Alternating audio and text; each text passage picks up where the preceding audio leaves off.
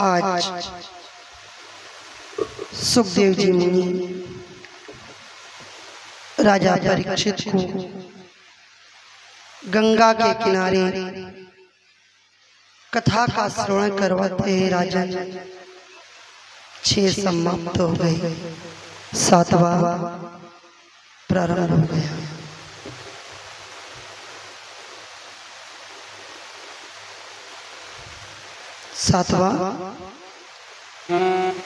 अब कुछ पल ही तेरे पास बचे हैं महाराज, और अंतिम समय है।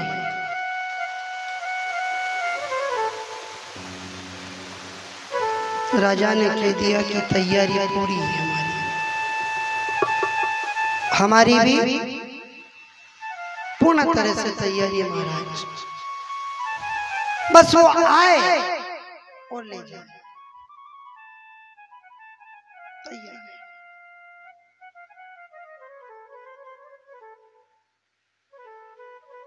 बैठा है जैसे रुक्मणी तैयार थी ना, खाली लिखा और भेजा। उसने यहाँ से लिखकर भेजने में देर हो रही, उसको आने में देर नहीं। ये कथा हरण पर मत जाना। किस पे? कि द्वारकाधीश ने रुक्मणी जी का हरण कर लिया ना, इस पर मत जाना। द्वारकाधीश ने रुक्मणी जी का हरण किया तो द्वारकाधीश कहलाया। तो हरण तो 2 कथाओं में आता है। रावण ने भी सीता का हरण किया।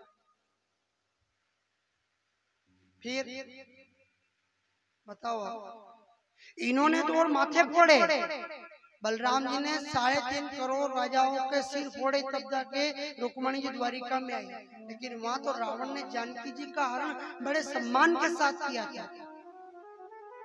उसने तो कहा था, माँ ज्ञान है, वैराग्य है, सब कुछ है, भक्ति नहीं है। तू आ जाएगी तो भक्ति भी हो जाएगी महाराज। तो रावण ने सीता का हरण करके अशोक वाटिका में बिठा दिया था। तो रावण रोज भक्ति करता था भगवान। तो राम गए और उसको मुक्ति दी। अब यहाँ उल्टा हो रहा है। यहाँ इसने द्वारकाधीश ने सीता जी का हरण कर लिया तो लोग ताली बजा रहे, मदिरा बजा रहे, नगाड़े बजा रहे, जय जयकार कर रहे। तो उसने क्या किया? वो तो सम्मान से ले गए। अब दोनों में अपना अपना भाव था मारा। एक ने हरण किया और दूसरे ने हरण करवाया। यानी कि सीता जी का हरण रावण ने किया था। तो रावण ये चाहता था कि आपके आने से राम आएंगे और मेरी आत्मा को वरण करके ले जाएंगे। और इधर रुक्मणी जी ने भी कहा कि यदि ये पांति लिखूंगी तो द्वारकाधीश भी मेरा वरण कर लेंगे महाराज। हरण नहीं किया, वरण किया।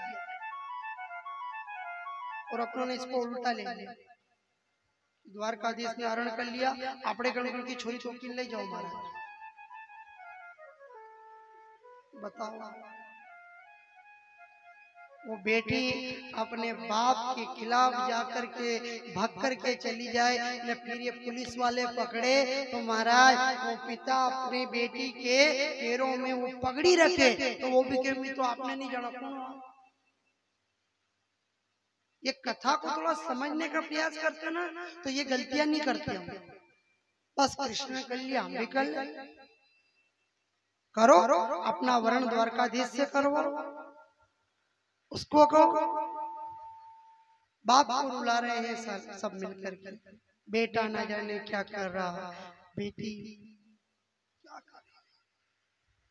जिस पिता ने समाज में सम्मान पाया ना, वही पिता की औलाद उस बेटे उस बाप का सम्मान गिरा रहे हैं। कहा है ना कि दिल के फपोले जल रहे हैं दिल ही की आग से, दिल के फपोले जल रहे हैं दिल की आग से, और अपने ही घर में आग लगी घर के चिराग से। महाराज दूसरे कोई नहीं आ रहा है। जो रुक्मणी जी ने किया है उसको समझना। और हमको भी यही करना है। तो ये बाहर ने पिछवाड़ा ये सब छोड़ो, सांवरिया से कह दो कि हे द्वारकाधीश, हे सांवरिया, आप हमारा वर्ण कर लो, हरण नहीं करना।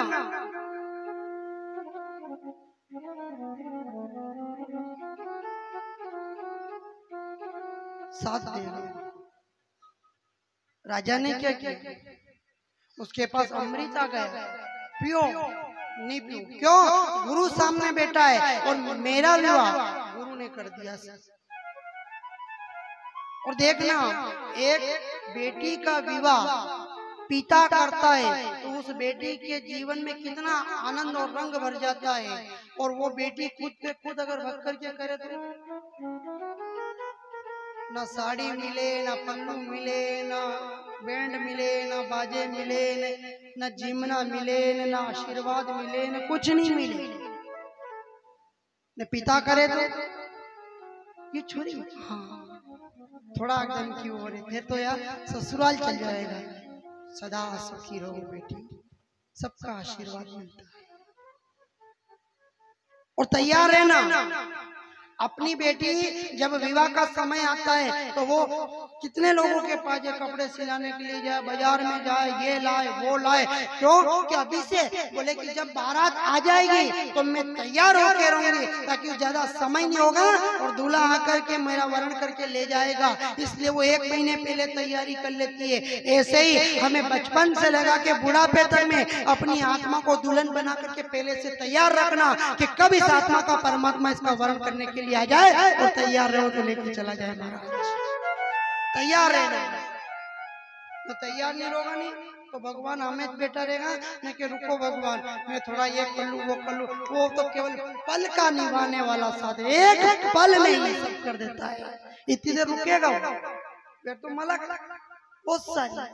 पर ध्यान रखना, यहाँ पर माता पिता संबंध करने के लिए, तय करने के लिए जाते हैं और दूल्हा ढूंढते हैं। ऐसे ही अपनी मर्जी से दूल्हा हम नहीं ढूंढते, उसी प्रकार से आत्मा के लिए भी वो परमात्मा हम नहीं ढूंढ सकते। इसके लिए तो हमारे माता पिता कौन? गुरु है। उस गुरु के सामने बैठ जाना और कह देना कि हे गुरुवर, जिस प्रकार एक पिता अपनी बेटी के लिए वर को ढूंढता है, इसी तरह हे गुरुवर, इस आत्मा के लिए तू ही परमात्मा रूपी वर को ढूंढ के लिए बस उसको कहते हैं।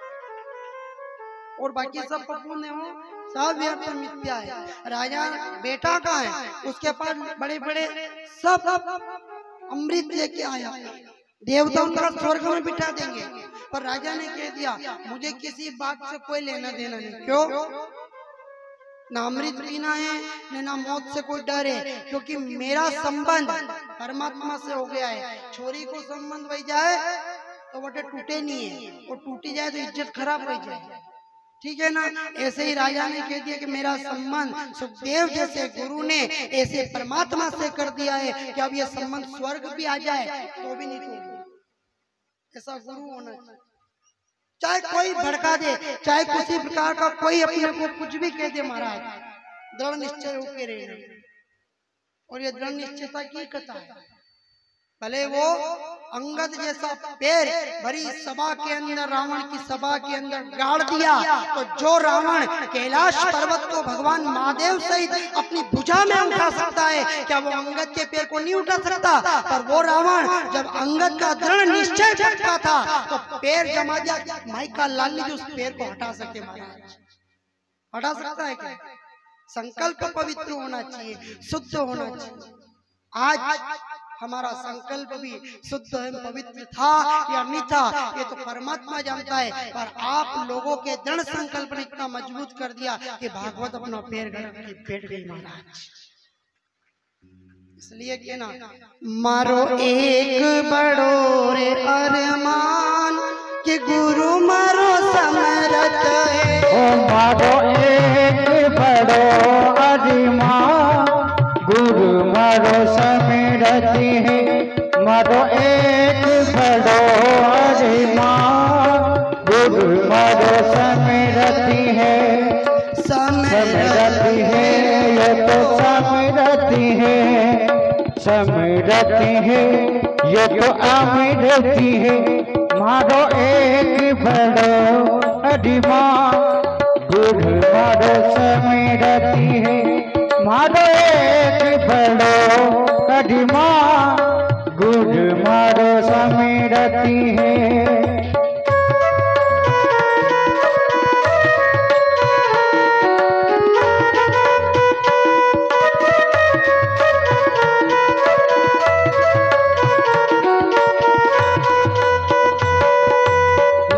जानो मैं तो जन्म मरण को नहीं जानो, मैं तो जन्म मरण को नहीं जानो।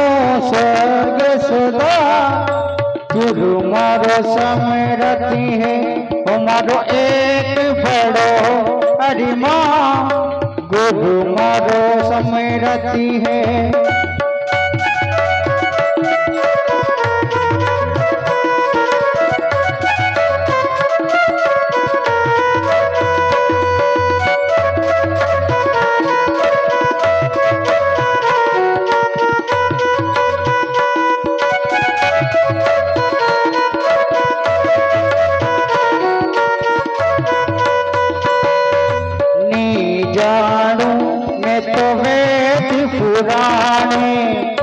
जानो मैं तो वेद पुराने बाचा गीता रामा। ओ गुरु मारो समेरती है। मारो एक बड़ो अरिमा गुरु मारो समेरती है।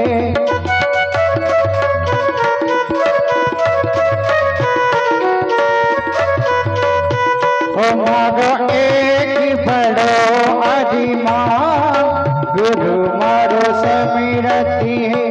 मारो एक बड़ो अरिमा गुरु मारो समेरती है।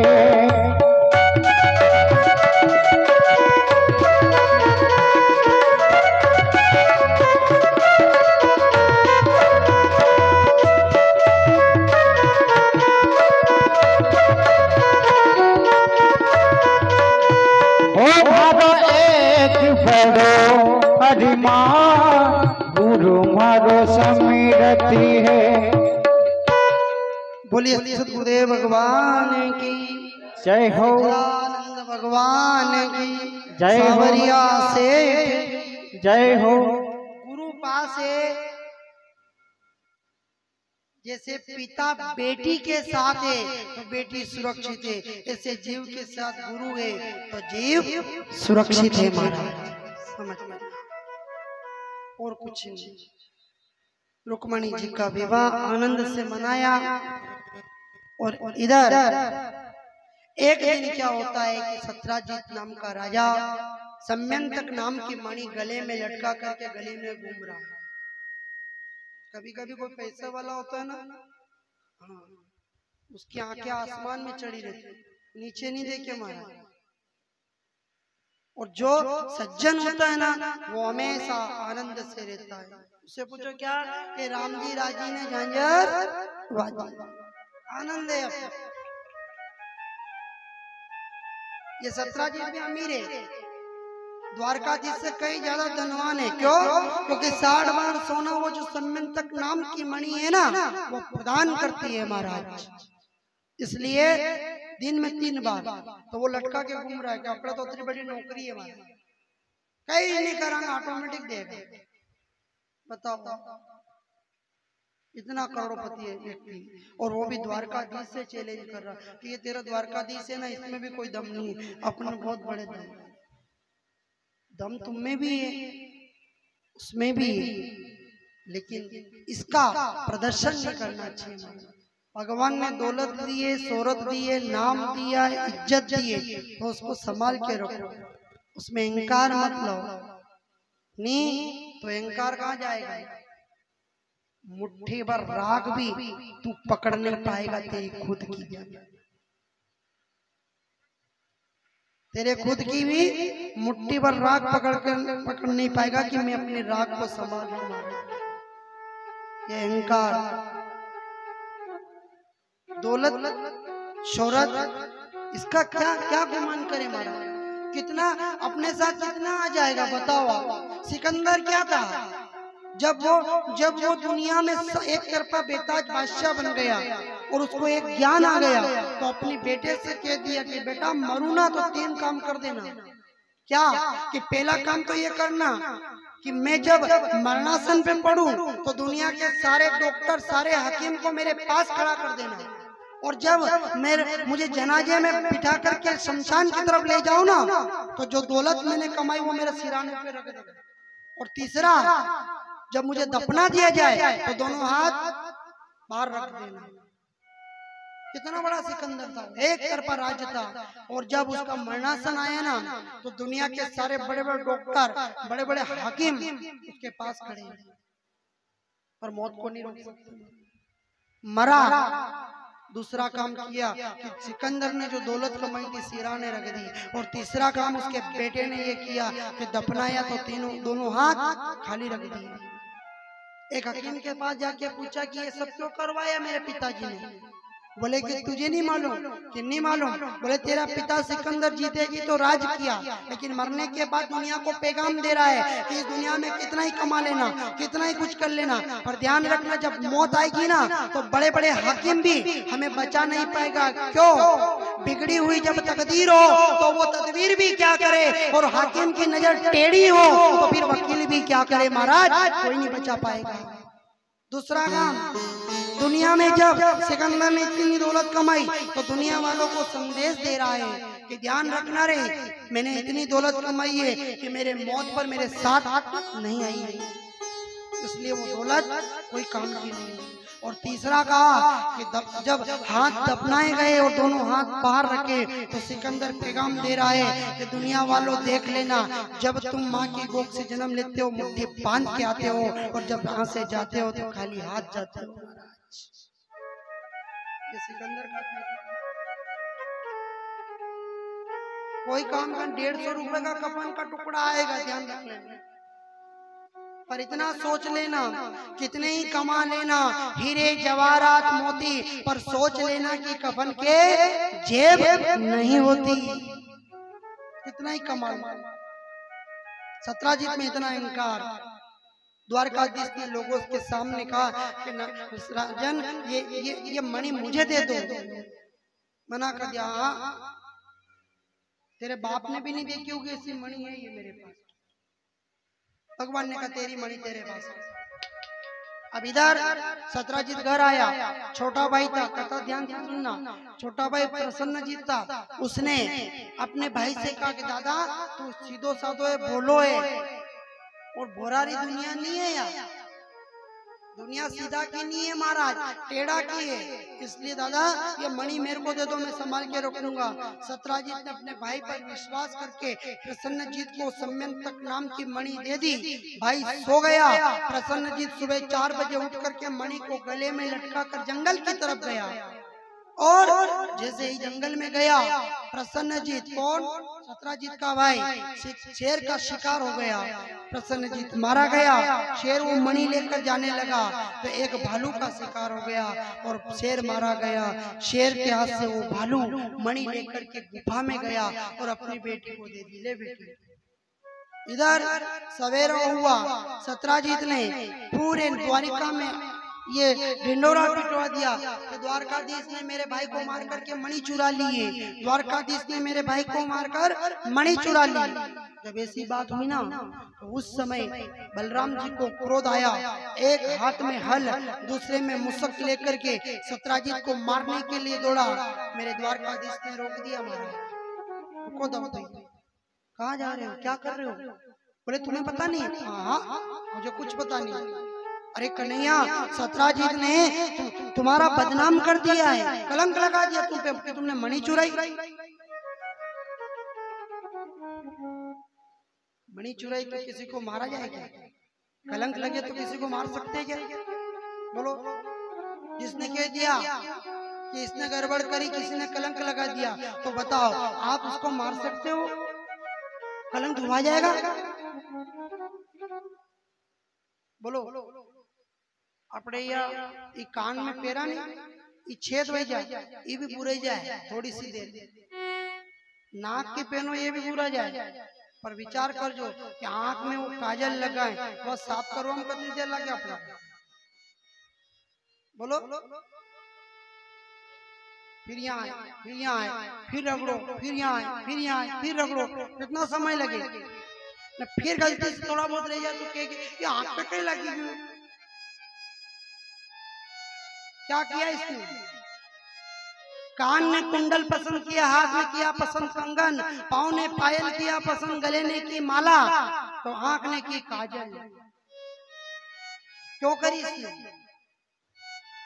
कि ये आंख हर चीज, हर पाप पुण्य अच्छा बुरा आंख से दिखता है महाराज। और आंख को भगवान ने कह दिया कि तू अगर तेरे ऊपर अगर अंकुश नहीं लगाया तो दुनिया में तू सब रिश्तों को भूल जाएगी, सब मर्यादा भूल जाएगी। और देखो एक कहावत आती है याद, हम हर जगह सुनाते हैं, अब हम आपको यहाँ पे भी सुना देते हैं।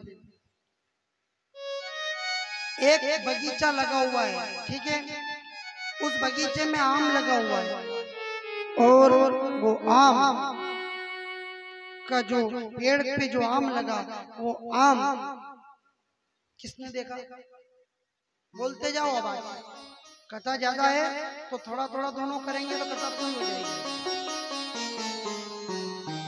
किसने देखी आम, किसने देखा, आंख ने, ठीक है।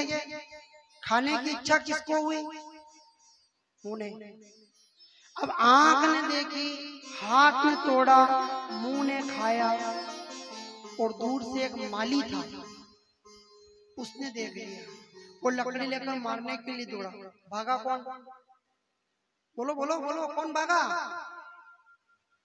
अब आंख ने देखा, हाथ ने तोड़ा, मुंह ने खाया, माली की डर से पैर भागा, तो पड़ी किसके,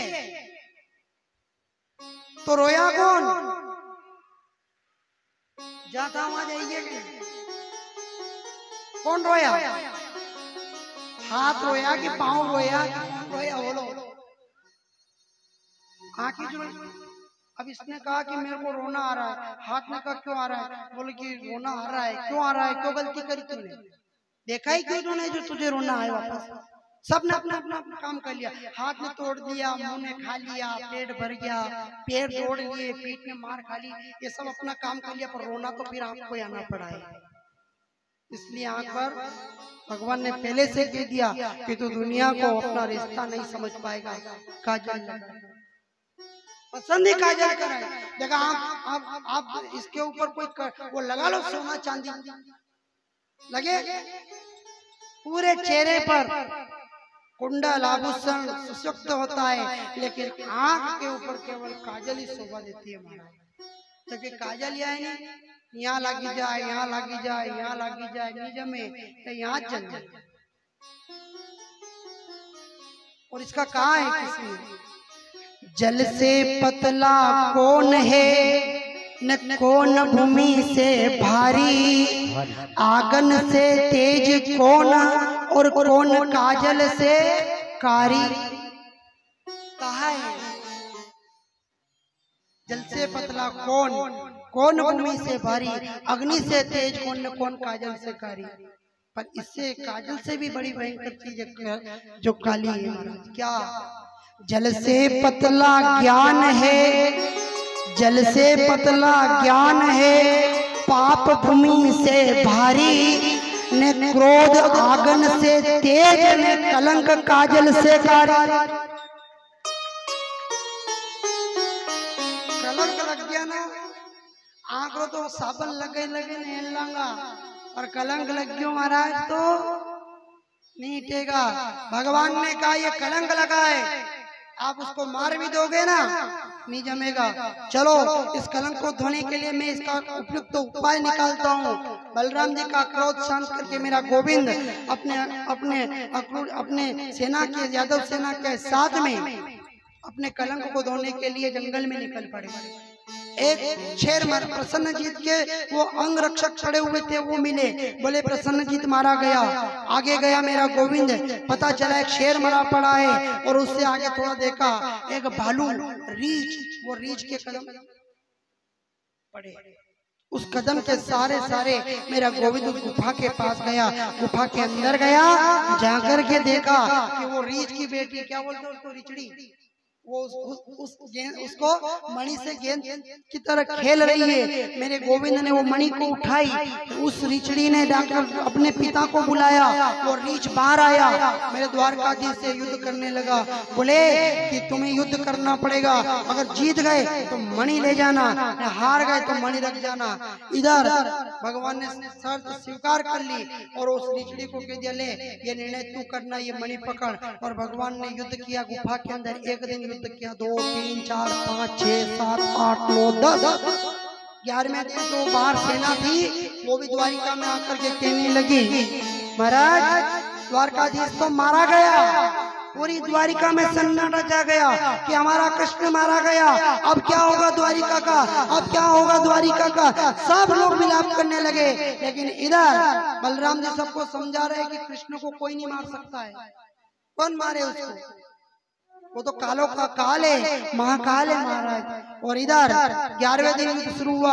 12 13 14 15 16 17 18 19 20 21 22 23 24 25 26 और 27वें दिन में भगवान द्वारकाधीश ने जामवंत नाम के उस रीछ को अपने बाग में दबा करके त्राहिमाम करने लगा, वो कि प्रभु क्षमा करो क्षमा करो क्षमा करो।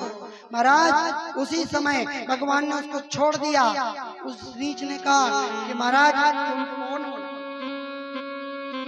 क्योंकि संसार में मुझ जैसे जामवंत नाम के रीछ को हराने वाले केवल 2 ही होता है, एक तो त्रेता युग के श्री राम और लक्ष्मण, बाकी और कोई नहीं है महाराज।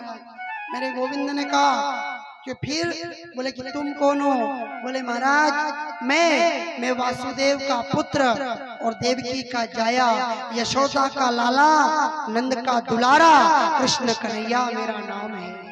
जब परिचय दिया उसी समय जामवंत समझ गया, महाराज भूल हो गई, क्षमा करो,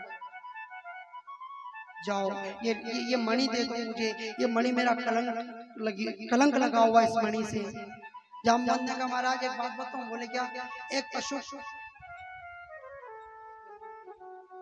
पशु को मारने से आपकी यश कीर्ति नहीं बढ़ेगी। लोग पूछेंगे मणि कहाँ से मिली, आप क्या कहोगे कि एक रीछ को मार करके लाया। पशु को मारने से आपका अपमान और आपका यश नहीं बढ़ेगा। आप एक काम करो, बोले क्या, कि आपका मान भी रह जाए, मेरा भी मान रह जाए, ऐसा एक काम करो, पहले संकल्प करो। भगवान ने क्या, ठीक है ये किया संकल्प, बोलो कि प्रभु मैं अपनी बेटी का विवाह आपके साथ कर दूं और उसके बाद में ये मणि उसको दहेज में दे दूं। ये बात अपने तीनों के बीच में ही रहेगी और जाकर के मणि आप पे दे देना उनको। भगवान ने कर लिया, क्या फर्क पड़े, अपने खूब कोटे हैं, द्वारिका में कमी नहीं महाराज। तुम्हारी बेटी को लाओ, कि लाने की जरूरत नहीं है, खड़ी बस ये मेरी बेटी है।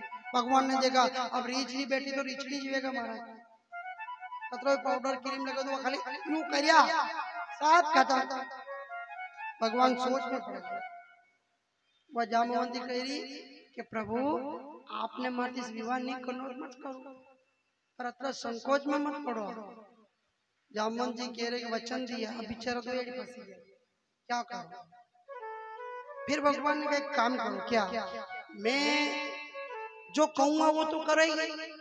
अब रिचड़ी करी के बहाने आए में रोड था फरान थी, तो सोनारी द्वारिका में बैठने मिलेगा, जो के कराना अपने तो काम कराएगा ही, कोई रोटी तो बनाएगा बनवाएगा नहीं, बर्तन साफ करवाएगा नहीं, जो कहेगा वो कर देगा अपने का। इधर भगवान ने कुछ भी बात कर, तो एक सीधी सादी साड़ी पहन ले और साड़ी पहनकर घूंघट निकाल करके मेरे साथ चल। और रिचड़ी करी, अच्छा भगवान भारतीय अपना तो शर्म आई, शर्म नहीं आए तो भाई करेगा, तो अच्छी रूपारी रट थोड़ी है, दुनिया वाले क्या कहेंगे बताओ। अपने कहीं करो, कारिकट लड़की हुए ने मैंने अच्छो कलेक्टर पति मिल जाए तो वो जो क्यों करे बात। अपने के कलेक्टर के साथ ब्याह मेम साहब कहलावा, भले आपने नहीं पढ़े लिखे, बस ऐसा का ऐसा रगड़ा इधर ही कि द्वारिकाधीश के साथ हो गए तो उसकी पत्नी कहलाएंगे। विवाह कर लिया, पानी ग्रहण संस्कार हुआ, एक सीधी सादी साड़ी पहन करके घूंघट निकाल कर मेरा द्वारकाधीश रथ में बिठा करके द्वारिका में लाया। और इधर सबको पता चला कि द्वारकाधीश जीवित है, तो भगवान की जय जयकार करने लगे। आकाश मार्ग में पुष्पों की वर्षा होने लगी, दुमदुमी नगाड़े बजने लगे, सेनाइयां बजने लगी, शंखों की ध्वनियां होने लगी। पूरी द्वारिका में दीप उद्योग से मेरे गोविंद का स्वागत किया महाराज। बोलो द्वारकाधीश की। बलराम जी, वसुदेव जी, देवकी मैया और इधर रुक्मणी जी को पता चला मेरा द्वारकाधीश जीवित है। बेचारे थाली सजा करके लाई और इधर मेरा गोविंद रथ से उतरा। उतरने के बाद में भगवान ने एक बात कह दी कि देख, यो छेड़ो जहां तक मुनि को नहीं वहां तक खोल जे मत, जहां तक मुनि को कि तू उगाड़ दे वहां तक खोले मत, नहीं तो तू जाने पे आगे हो। अब बेचारी घूंघट में दो पग तो यूं चले, दो हाथ में जाती बिछड़ी है। अब कहते चले जाए उल्टे पन्ने की साड़ी पहन के ऊंची सैंडल पहन के चलते ना, कैसी स्थिति होती है। आई पड़ेगा, आई पड़ेगा, आई पड़ेगा, अभी गिरे क्योंकि ऐसा रोड तो गाँव में मिले कौन ना, ऊंची सैंडल रहे तुम्हारा, बताओ। बस वो क्यों स्थिति उसकी जामवंती की हो रही है। जैसे ही द्वारकाधीश द्वार पर आए, बलराम जी ने कन्हैया तू आ गया, तू सकुशल है? हाँ दादा बढ़िया, आनंद से आया। मणि मिली? ये मिली ना मणि, आया हूँ मणि, कलंक धोवा जाएगा। वापस दिया उस सत्राजित को जाकर के और कहना कि आज के बाद ये मणि लेकर के द्वारिका में नहीं घूमे। हाँ दादा क्यों? जैसे इतना कहा ने रुक्मणी जी आरती करने लगी कि भगवान के पीछे से घूंघट निकालती हुई वो जामवंती वाम भाग में बैठ खड़ी हो गई महाराज। इतने में कहा ये कौन? बोले ये दूसरा नंबर पर। द्वारकाधीश ने कहा क्यों रे कन्हैया, तुझे कहा था कि विवाह करते हो कि मन को नहीं, मन करो तो 3.5 करोड़ राजाओं को फोड़ा है, तो फोड़िया तो फोड़े ना जाने अपना तो अपना। अब ये दूसरी ले आया, यो है कहीं? बोले दादा पूछे मत, अने नहीं लाऊं तो या मणि नहीं मिले तो अंति पड़ी रहेगा एक आधी कोना में। बलराम जी क्रोधित हुए। रुक्मणी जी कह रहा दाऊ भैया छोड़ो, जो हुआ छोड़ो, भला है बुरा है जैसा है तैसा है, मेरा पति मेरा। अब बेचारे भाई क्या लक्कड़ से शादी करनी है? भाई नहीं नहीं, उसको भी ऐसे करना, जो हो गया सो। चलो कोई बात नहीं, आरती करी और जैसे मैं इसका मुंह देख, भगवान ने कहा थार में हिम्मत और देख ले। अब रुक्मणी जी घूंघट उठा के देखने लगी और इचली ने कहा कि भगवान ने मना किया था कि मैं नहीं मतलब घूंघट मत खोलना। उसने घूंघट को हाथ, रुक्मणी जी कह रही है कि बताओ तो सही मुंह। हाँ क्यों नहीं बताऊं? भगवान द्वारकाधीश कह रहे हैं कि रुक्मणी ये मुंह नहीं बता सकती। बोले क्यों? क्योंकि ये तेरे से भी ज्यादा सुंदर है, इसलिए इसकी किसी की नजर लग जाएगी। रुक्मणी जी ने कहा जब मुंह देखना चाहिए, अपने से ज्यादा सुंदर है तो मुंह देखना चाहिए। वो देखने के लिए गए, पीछे नहीं बताऊं, साड़ी में खड़ी है, मुंह ढका हुआ है, ढके हुए मुंह से नहीं बताऊं। रुक्मणी जी का एक बार तो बता। बोले नहीं बताऊं, इतनी सुंदर है? बोले भगवान से कहा द्वारकाधीश आपको होगा तो दिखाई देगा। भगवान ने कहा मैं तो नहीं कहूं। क्यों? ये दुनिया की सबसे सुंदर नारी है और तेरे से तो कई ज्यादा सुंदर है, तो मैं नहीं कहूं, नजर लग जाए तो फिर क्या हो? नजर लग जाए तो क्या हो?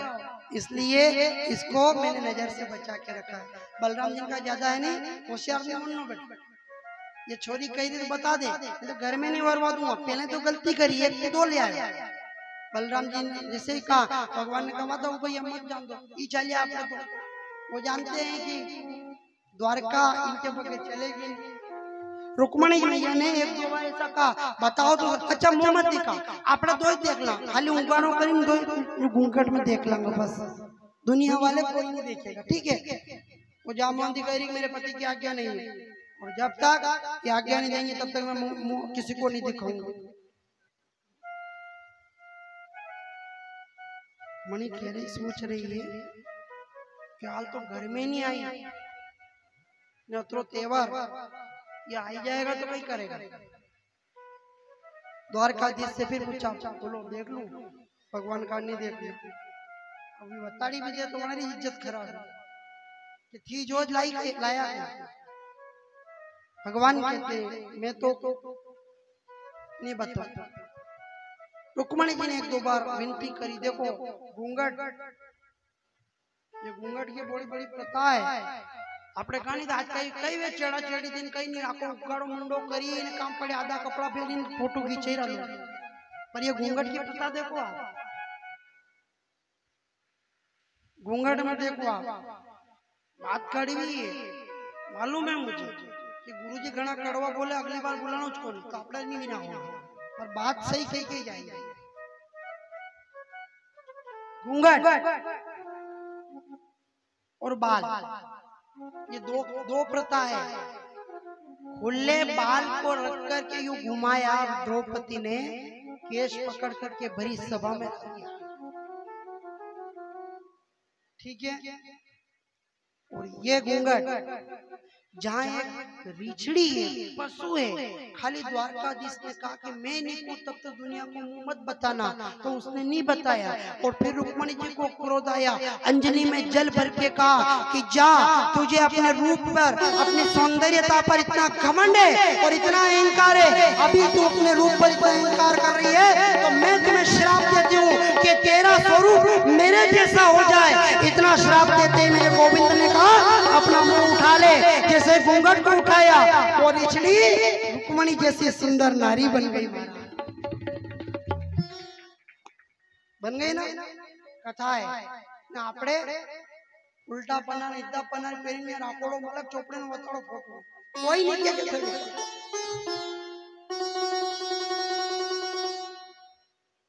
समझ में आ रही बात को बुरा मत मानना। कई जनी है, जमाना नहीं आया उसको भाई, हाँ जमाना ऐसा नहीं आया है। ये जमाना कैसा आया है बताओ कि जमाना ना साड़ी वालों ने बिगाड़ा है जमाना, ना साड़ी वालों ने बिगाड़ा है जमाना, ना सलवार वालों ने बिगाड़ा जमाना। तो ये जमाना बिगाड़ा किसने? तो इन पेंट पहनने वाली ने बिगाड़ा है जमाना। ना जूते वालों ने बिगाड़ा जमाना, ना चप्पल वालों ने बिगाड़ा जमाना, ये ऊंची सैंडल वालों ने बिगाड़ा है जमाना। ना चोटी बांधने वाली ने बिगाड़ा जमाना, ना श्रृंगार करने वाली ने बिगाड़ा है जमाना, ये मेकअप वाली ने बिगाड़ा है जमाना। श्रृंगार में मेकअप में बहुत अंतर है। हाँ, मेकअप और श्रृंगार में बहुत अंतर है मारा। अब सोच लेना, श्रृंगार अनुसुईया जी ने किया, श्रृंगार सीता मैया जी ने किया, और मेकअप बोलो बोलो पूतना ने किया था। मेकअप शूर्पणखा ने किया था। ये मेकअप वाले और श्रृंगार वाले, इसलिए ध्यान में रखना। ये एक श्राप वरदान हो गए। घूंघट के अभी हम बैठे थे, कहीं कथा चल रही थी, वहां पे भी गाने चल रहे थे, और उन गानों में बड़ा अच्छा भाव था, घूंघट की आड़ में दिलबर थे, बस इससे ज्यादा नहीं बोलेंगे। तो ये घूंघट ही निकाल लो। पहले घूंघट यहाँ तक निकलता, फिर धीरे धीरे यहाँ तक आया, फिर यहाँ तक आया। यहाँ तक आया तो बात अच्छी लगी, पर ये यहाँ तक आया तो ठीक है। अब यहाँ भी आएगा तो कोई दिक्कत नहीं हो भैया, पर यहाँ तो यूं करी नहीं, यूं करी नहीं, यो समझ में नहीं आया होगा। आ रही समझ में कथा?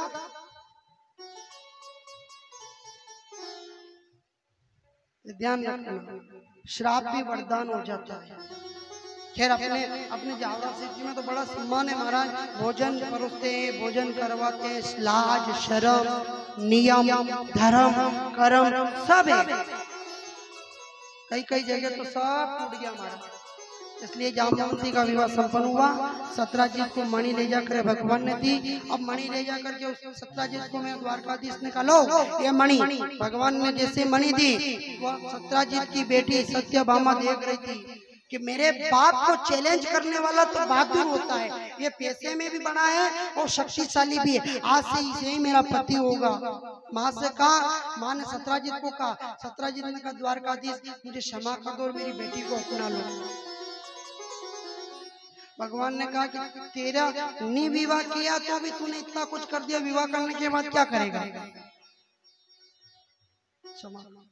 भगवान ने मना किया, छोरी के व सत्यभामा के नहीं कर रहे हो तो मैं आपके सामने अभी आपके ही नाम का प्राणांत कर दूंगी। भगवान ने कहा कोई बात नहीं, अब ये मरे तो फिर दूसरों का कलंक लगे तो कोई बात नहीं, चल तेरे साथ विवाह करने के लिए संपन्न तैयार है। भगवान ने उसी समय सत्यभामा का हाथ भगवान के हाथ में सत्राजित ने दिया और तीसरा विवाह पाणी ग्रहण संस्कार भगवान का वहां पे हुआ। वो मणि भी सत्यभामा के रूप में दहेज के रूप में दे दी। भगवान उनको लेकर आए और आने के बाद में बलराम जी से कहा कि दो भैया ये मणि तो रखी ही नहीं उसने, क्यों?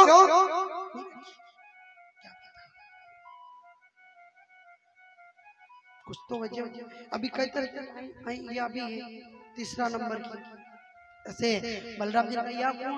बोले यार तीसरा नंबर की सत्राजित की बेटी सत्यभामा है। बोले कि कन्हैया तेरे को शर्म नहीं आई, जिसने अपने साथ व्यवहार नहीं रखा, प्रेम नहीं रखा, इज्जत नहीं रखी, अपनों को कलंकित किया, तो उसके साथ में तू उसकी बेटी को ले आया? तेरे को शर्म के नहीं लाऊं तो या मरे न मरे तो फिर यो कलंक क्या थी तुम, इससे ले आया, पड़ी रहेगी कोने में।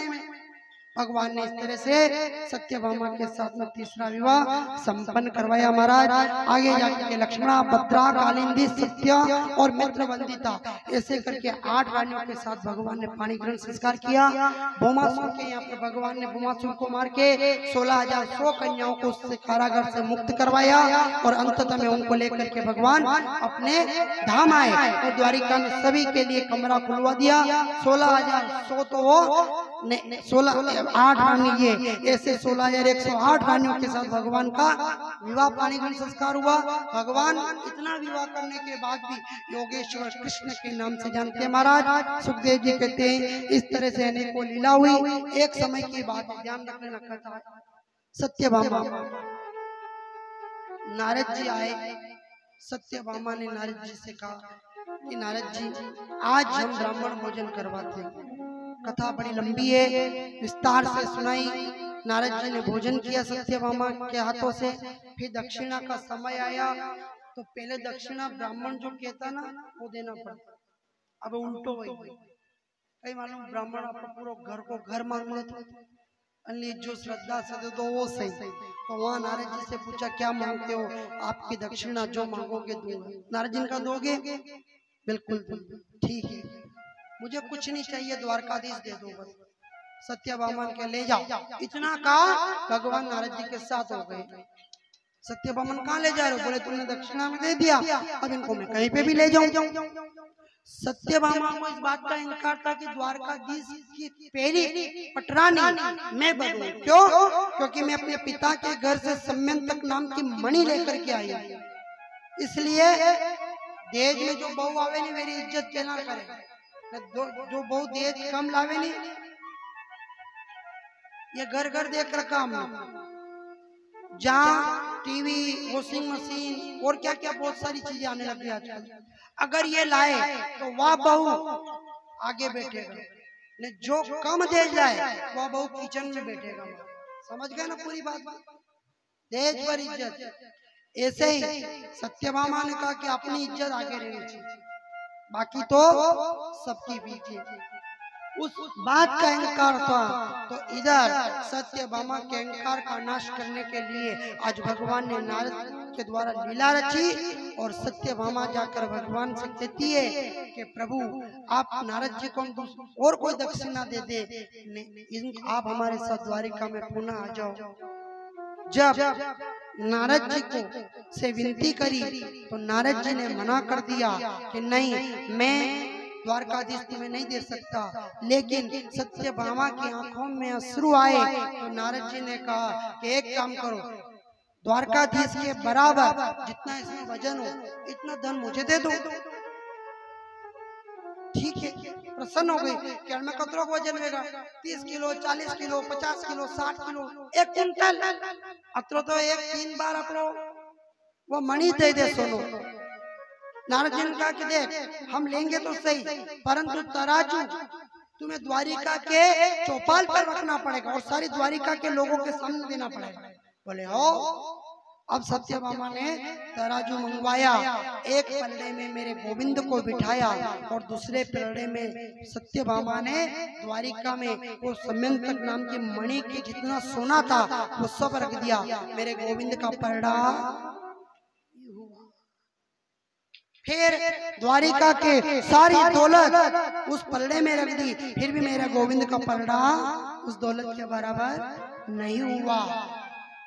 यहाँ तक कि एक रानी 1 किलो अगर सोना चांदी भी पहने तो 16,108 रानी थी, सबके सोने चांदी उतरवा दिए और उस पलड़े में रख दिया, फिर भी मेरे गोविंद का पलड़ा बराबर नहीं हुआ। फिर पूरी द्वारिका की दौलत उस पलड़े में रख दी, उसके बाद भी मेरे गोविंद का पलड़ा बराबर नहीं हुआ। सत्यभामा ने कहा कि मेरे बाप की पूरी मणि रख दो यहाँ पे, वो पूरी मणि ला करके रख दी, फिर भी मेरे गोविंद का पलड़ा बराबर नहीं हुआ। सत्यभामा नीचे जैन देखिए वही तराजू गूंथी चिपके तो रखे वही चुम्बक। पहले विचार किया कि ज्यादा से ज्यादा 65 किलो 1 कुंटल पूरी दौलत रख दी तो भी मेरे गोविंद का पलड़ा बराबर नहीं हो रहा है। आखिर क्या बात समझ गई, आंखों में अश्रु लिया और रुक्मणी जी के पास गई और कहा मैया मुझे क्षमा कर दो। आज अगर द्वारकाधीश को अगर हम नहीं अपना पाए ना तो द्वारकाधीश अपने हाथ से निकल जाएंगे। हे देवी आप मुझे क्षमा कर दो, मैंने अपने दौलत के अहंकार में गोविंद की पूजा करने का पहला प्रथम मान्य करा था, पैसे के बल पर। क्या कहोगे पैसे की? पैसे से कोई पैसे की ताकत से भगवान प्रसन्न होगा क्या? सब तो उसका दिया हुआ, क्या क्या करोगे? रुक्मणी जी ने जब देखा कि सत्यभामा की आंखों में आंसू आ गए, भगवान की तरफ आप बोल क्या करना? भगवान ने कहा अभी तो खाली रो ही रही है, तो सही थोड़ी और। फिर रुक्मणी जी थोड़ी देर रुकी, सत्यभामा ने पूरी तरह से कहा कि हे प्रभु तन मन धन सब है तेरा, प्रभु सब कुछ है तेरा, तेरा तुझको अर्पण, तेरा तुझको अर्पण, क्या लगे मेरा नहीं है मेरे पास, जय जगदीश हरे सब है क्या है। और ध्यान रखना भगवान को पैसे से मंदिर में ढूंढने जाओगे तो नहीं मिलेगा, भगवान को तुम भंडारा करवा दोगे तो पैसों से तो नहीं मिलेगा, भगवान को तुम सोने का मुकुट पहना दोगे तो पैसों से तो नहीं मिलेगा। भगवान मिलता कहाँ है?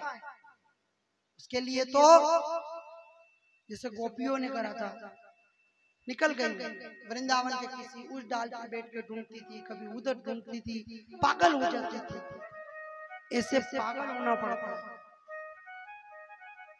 पागल जब होते हो ना तो एक कुत्ता पागल हो जाता है तो वो पागल कुत्ता क्या करता है? रोटी से ही मतलब रखता है, कोई छेड़े फिर वो भौंकता है। ऐसे ही भगत भी पागल है, रोटी कुत्ता पागल रोटी के लिए रोटी से मतलब रखे, ऐसे ही भगत भी केवल भगवान से मतलब रखे, बाकी कोई छेड़े तो उनके भी भौंकता है। फिर देखो कहाँ ढूंढोगे भगवान? जिनकी तलाश में कदम खुद निकल गए हो, अरे जिनकी तलाश में कदम खुद निकल गए हो, जिनकी यादों में अरमान पिघल गए हो और खोजा था जिनको सारे जहां में, पलक बंद की तो वो दिल में निकल गए हो, दिल में निकल गए हो। महाराज आंखें बंद करी अपने दिल में भगवान निकल गए। ढूंढ रहे हो उधर, इनमें कोई भगवान निकले? ये तो मानव ने बनाए, भगवान कहाँ निकलते? आंखें बंद करो, ध्यान करो, उसका चिंतन करो, चित्त करो। और ध्यान करो तो ऐसा मत करो कि भगवान आजा आजा आजा, नहीं आएगा वो। उसको ध्यान करके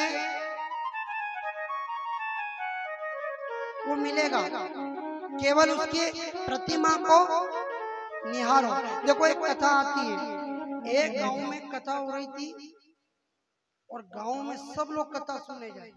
कदी कदी नहीं। हाँ हम जी जाए। तो नगर का एक सेठ था, उसकी पत्नी रोज कथा सुनने जाए तो वहां पे लोग गुरु जी बड़ा अच्छा आया कथा हुआ भगवान मिलेगा। नगर के सेठ ने कही मतलब खाली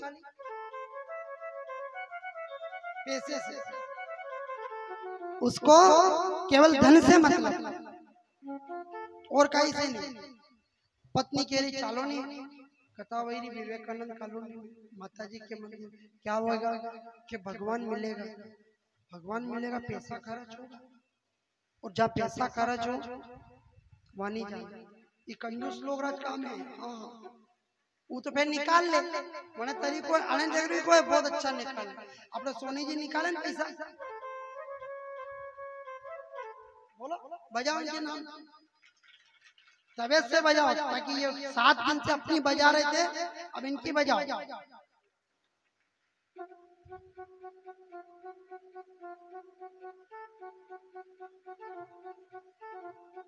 और फिर के भी देना पड़ेगा, जैसे माथे मांगी रहे पर देना भी पड़ता है, क्योंकि ये वो नहीं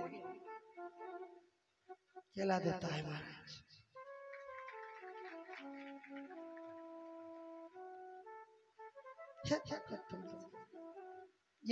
ये सत्यभामा कहता हूँ, कोई अपने ऊपर मत ले लेना। पिता की दौलत पर इतना गुमान था कि पहली पटरानी बनने के चक्कर में बैठी थी, पर पूरी द्वारिका की दौलत उस पलड़े में आ गई, लेकिन वो बराबर नहीं हुई। और जब पश्चाताप हो जाए तो आंखों में आंसू, हाथ जोड़कर सिर नवा करके, और यदि भगवान के सामने चले जाओगे तो वो हमें क्षमा कर देता है। ऐसे ही सत्यभामा ने रुक्मणी जी से कहा कि देवी मुझसे बड़ा अपराध हो गया, मुझे क्षमा कर दो। ठाकुर के पास पलड़े में बैठे गोविंद थे, उन गोविंद से कहा हे दीनों के दीनानाथ, हे कृपा निदान, हे करुणावत्सल, हे भक्तवत्सल, आप करुणा के अवतारो, मेरे अहंकार को नाश कर दो और मुझे क्षमा कर दो। जब क्षमा मांगी तब भगवान ने रुक्मणी जी से कहा कि देवी अब दुनिया वालों के सामने अपनी लीला प्रकट करो। उसी समय रुक्मणी जी ने अपनी दासियों को आदेश दिया कि जिस पलड़े के अंदर जितना सोना जितना चांदी है उन सब को हटा दो। वो सोना चांदी सब हटा दिया, पलड़ा खाली रहा। तुलसी का एक पत्ता लिया रुक्मणी जी ने और भगवान का नाम लिख करके दूसरे पलड़े में रखा। मेरे गोविंद का पलड़ा बराबर हो गया। नारद जी ने पत्ते को उठाया, नाम का पत्ता देखा और कहा है कि देवी आज से भगवान नहीं, लोगों का कल्याण भगवान का नाम ही कर देगा महाराज। अगर भगवान ही भव से पार करेगा, ये भगवान का नाम है, ये नाम है। लेकिन हम क्या कर रहे हैं, नाम तो आगो गए हो, अपने अहंकार में मस्त हो गए। सबसे बड़ा नाम शुरू दिन ही बताया है कि भगवान का सबसे बड़ा नाम है महाराज, इससे बड़ा और कोई नहीं। इसलिए भगवान से कहना हे कृपा निदान, हे करुणा वत्सल, तेरा ही नाम मेरे सहारा बने। बुढ़ापे में लकड़ी कोई सहारा नहीं बनेगी, औलाद कोई सहारा नहीं बनेगी, पोता पोती भी वही जाएगा तो वही जाएगा, कंप्यूटर चलाएंगे। तो सिर्फ अपना नाम का सारा ही भगवान पार लगाएगा, बाकी कोई नहीं लगाएगा। क्यों? क्योंकि ना तो अपने जीवा से राम को पुकार सकेंगे, ना आंखों से भगवान के दर्शन कर सकेंगे, ना कान से हम भगवान की कथा को सुन सकते। सुनाई क्या? बूढ़े व्यक्ति को पढ़े पढ़े सुना, कुछ नहीं सुनाई दे। इसलिए अभी जो भगवान ने समय दिया है इसको समझ लो। इधर इसका कोई भरोसा नहीं, आप समझो बुढ़ापे में भजन करेंगे महाराज। समय को भरोसो को नहीं, कद पलटी मार जाए। समय को भरोसो को नहीं, कद पलटी मार जाए। समय को भरोसो को नहीं, पलटी मार जावे। कदी कदी कादरा सिंह हार जावे। कदी कदी कादरा सिंह हार जावे। समय को भरोसो कोनी कदी पलटी मर जा। समय को भरोसो कोनी कदी पलटी मर जा।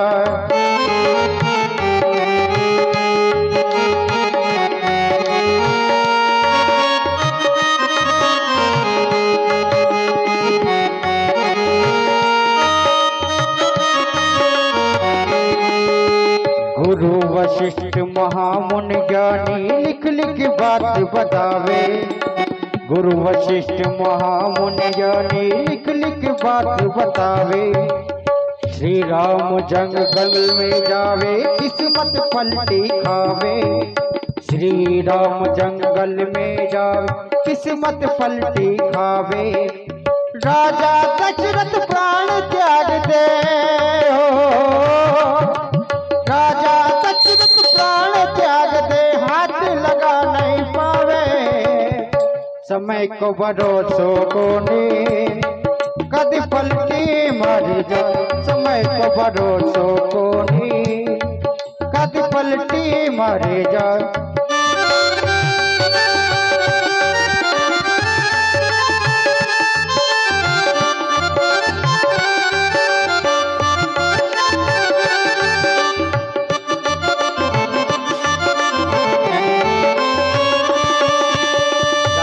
भीतर पिंगला रानी मेलों में सुख पावे। राजा भरत दी रानी पिंगला मेला में सुख पावे।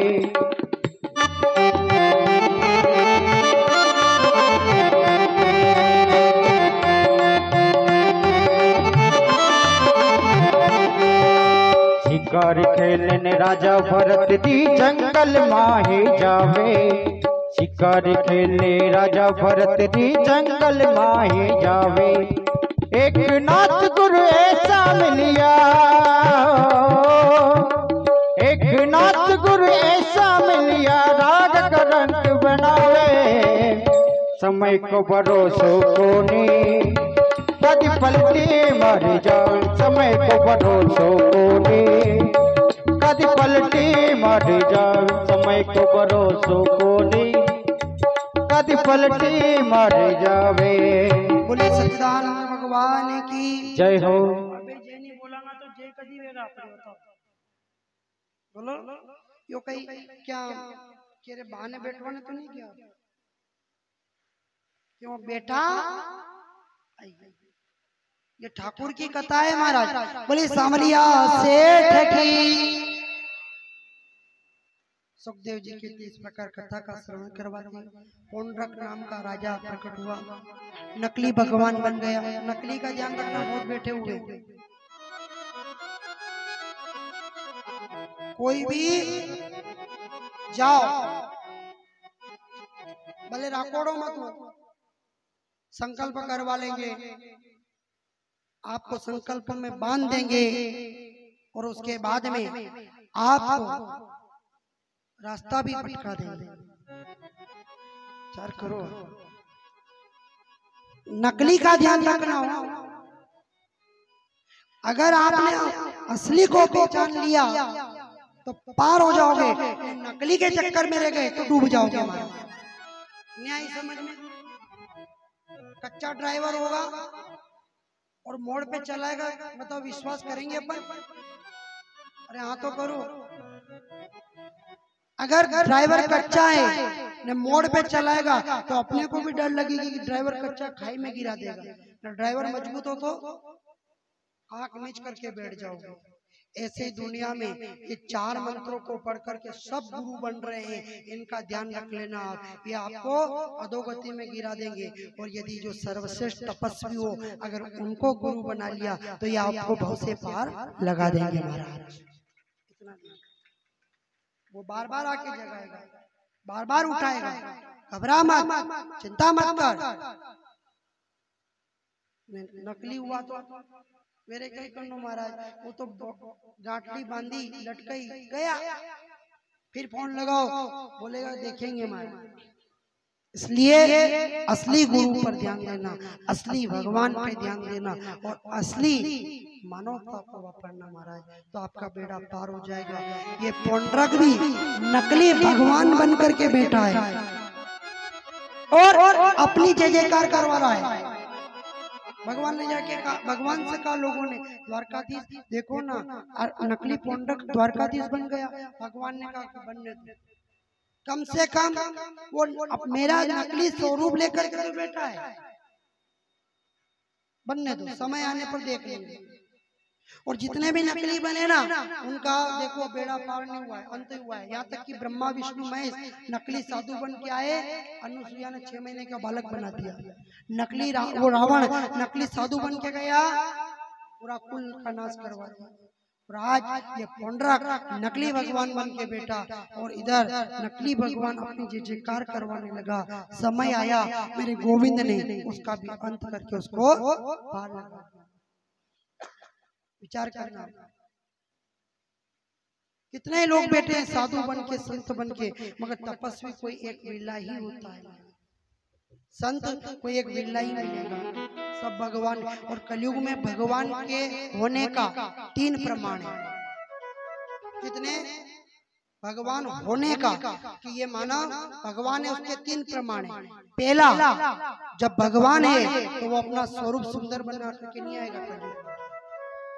हाँ, अच्छा बढ़िया टाई सूट, ये भगवान नहीं है।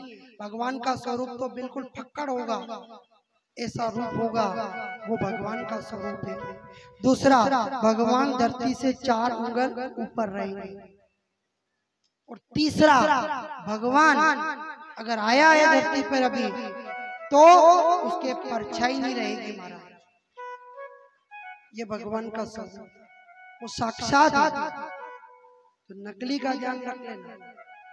और हम लोग नकली के पीछे घूम रहे हैं, इसलिए हमारे घर में दुख, दरिद्रता, पीड़ा सब आ रही है। मैंने आपको शुरू दिन भी बताया है कि गुरु, असली गुरु वो उसके पास जाना, नकली के पास जाओगे तो डूबो देंगे। और किसी के गुरु सही नहीं मिल रहे तो कहीं मत जाना। कहाँ जाना बोलो? कथा नहीं सुनी? महादेव की ज्योतिर्लिंग के पास चले जाना, उसका नाम ही ज्योतिर्लिंग है महाराज, वो आपका बेड़ा पार कर देगा। बाकी तो संभव ही नहीं, क्योंकि सब कलयुग बैठा मार कुंडली, जाऊं तो मैं कहाँ जाऊं, अब हर घर में रावण बेटा, इतने राम कहाँ से राम, अपने राम कहाँ से राम।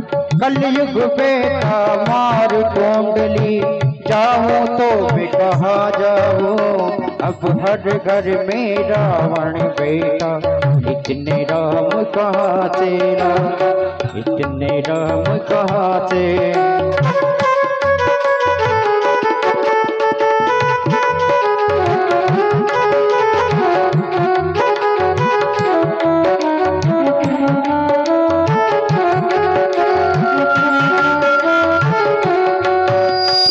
दशरथ कौशल्या जैसे मात पिता अब भी मिल जाए, पर राम सा पुत्र मिले ना, जो आज्ञा ले वन को जाए।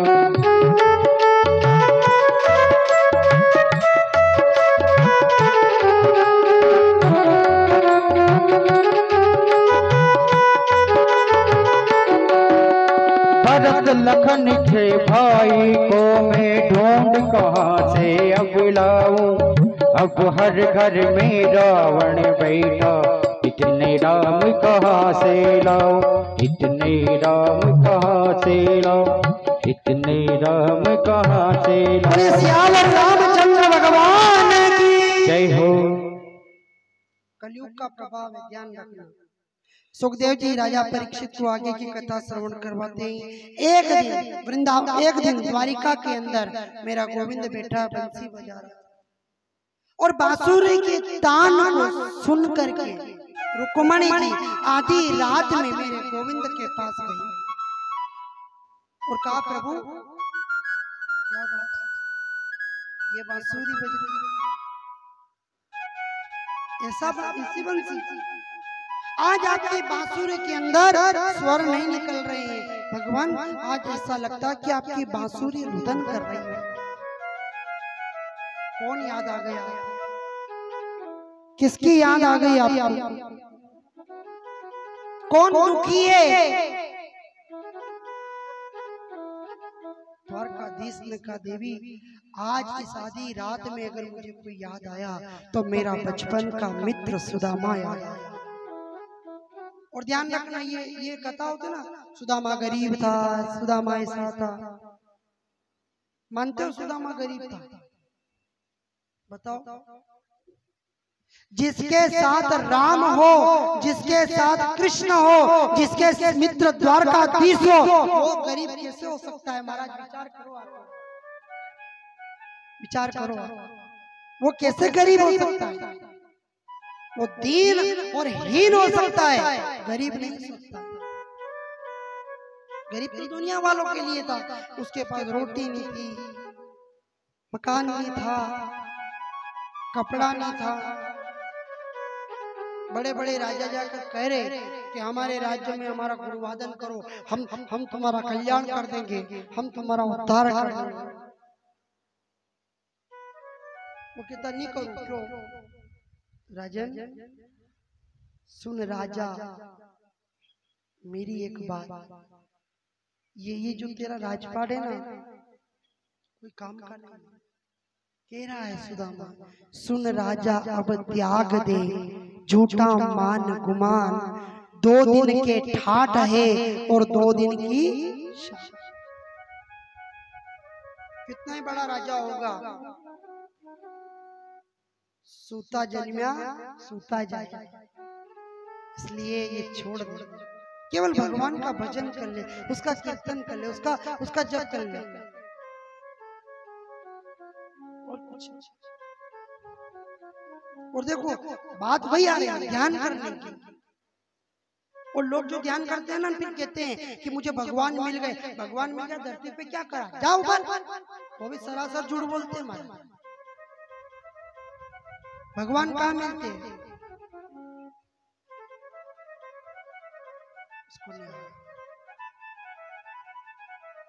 कथा वही आ गया, वो सेठ गया ब्राह्मण के पास, पंडित जी मैं कथा नहीं सुन सकता, क्यों? क्योंकि मेरे पास धंधे के आगे समय नहीं है। क्या कहा? धंधे के आगे मेरे पास समय नहीं है, मैं कथा नहीं सुन सकता हूँ। पर एक काम ऐसा करा, बताओ मुझे कि 1 रुपया भी नहीं लगे, न मैं भक्ति करूं और भगवान मिल जाए। ब्राह्मण देवता का एक काम कर, कुछ भी मत कर, दिया अगरबत्ती कर, अगरबत्ती ला, 5 रुपए लगता अगरबत्ती लाने का। कंजूस था, औलाद ही कंजूस।